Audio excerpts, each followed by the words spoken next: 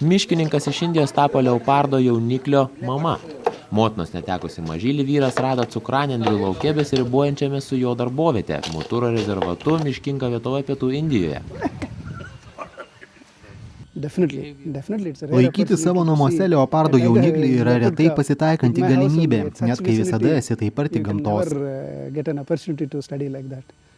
Kumaras, kuris dirba ir gamtosaugos specialistų, savo naujai augintį pakrikštijo Saros vardu. Vyras sako, kad leopardas jau priprato prie žmogiškos aplinkos, tačiau netrukus su sparčiai augančių plėšrūnų teks išsiskirti.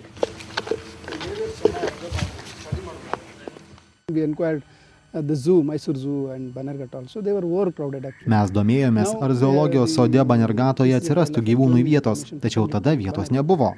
Dabar gavau leidimą perduoti į Banergatos nacionaliniam parkui. Juk suprantate, kad taip gyvendamas žvėris praras medžioklės instinktą. Augdamas ne su žvėrimis, jis nenori pasikeičia.